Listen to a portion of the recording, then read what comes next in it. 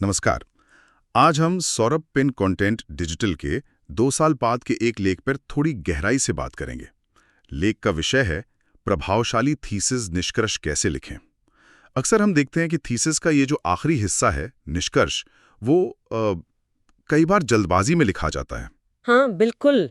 और यहीं पर सबसे बड़ी चूक हो जाती है, जबकि यही वो हिस्सा है जो पढ़ने वालों पर, परीक्षकों पर, समीक्षकों पर वो आखिरी प्रभाव छोड़ता है।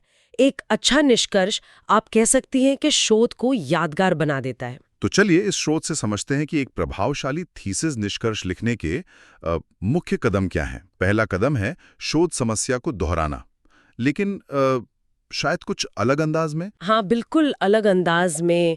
पाठक को याद दिलाना कि अध्ययन क्यों महत्वपूर्ण था, लेकिन परिचय से सीधे कॉपी पेस्ट नहीं करना है। उदाहरण के लिए स्रोत बताता है, इस अध्ययन ने उच्च शिक्षा में छात्र उत्पादकता पर एआई उपकरणों के प्रभाव की जांच की है। डिजिटल शिक्षण प्रवृत्तियों पर मौजूदा शोध में एक कमी को संबोधित करते हुए संक्षिप्त होना है, और हाँ, ताज़ा अंदाज में। ठीक है, तो समस्या याद दिला दी, लेकिन नए वजन के साथ। इसके बाद दूसरा कदम है मुख्य निष्कर्षों का सारांश प्रस्तुत करना। पर यहाँ अक्सर लोग सिर्फ आंकड़े भर देते हैं। सही कहा, और यहीं अंतर्दृष्टि दिखाने का मौका हाथ से निकल जाता है।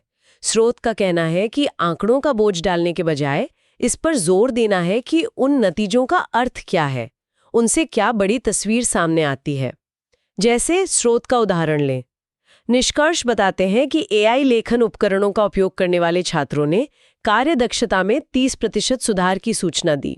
हाँ। अब यहाँ रुकना काफी नहीं, जो महत्वपूर्ण बात है वो आगे है, जो अकादमिक क्षेत्र में डिजिटल सहायता की बढ़ती भूमिका को उजागर करता है। अच्छा। हाँ, तो यहाँ प्रतिशत उतना अहम नहीं जितना कि वो बढ़ती भूमिका वाली बात है। समझ गया। मतलब क्या मिला से ज्यादा इसका क्या मतलब है पर फोकस।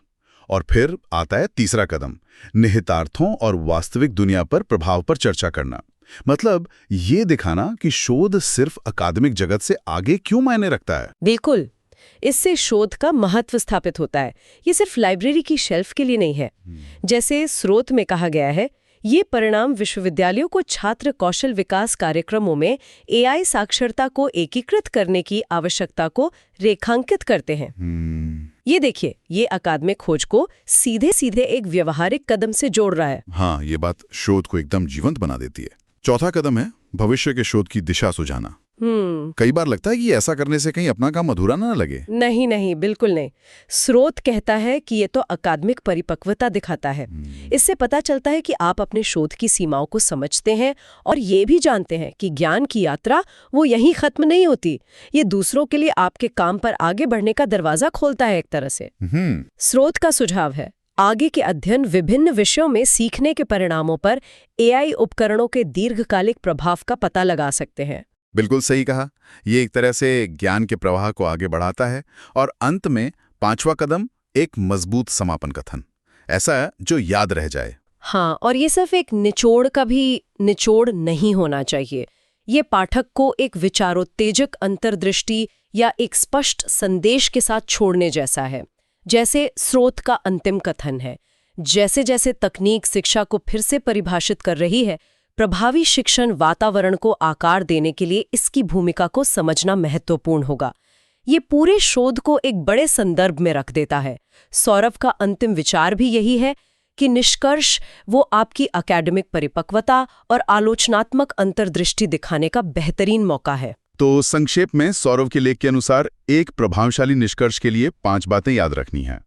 शोध समस्या को ताजगी से दोहराना। हाँ। मुख्य निष्कर्षों का सार, मतलब उनका अर्थ बताना। बिल्कुल। वास्तविक प्रभाव पर चर्चा करना, भविष्य के शोध की राह दिखाना, और एक दमदार समापन कथन देना। एकदम सही। ये कदम सुनिश्चित करते हैं कि निष्कर्ष महज एक सारांश न होकर शोध को वो संपूर्णता और वो सम्मान दे जिसका वो हकदार है, और पाठक पर एक स्थायी छाप छोड़ें। और जाते जाते सोचने के लिए एक बात छोड़ जाते हैं। जिस तरह एक थीसिस का निष्कर्ष विचारों को समेटकर एक अंतिम प्रभाव छोड़ता है, क्या यही सिद्धांत अकादमिक जगत के बाहर भी उतना ही महत्वपूर्ण नहीं है? मतलब हमारी रोजमर्रा की बातचीत में या पेशेवर प्रस्तुतियों में अपनी बात को एक यादगार और प्रभावशाली अंत देना शायद ये भी उतना ही जरूरी है।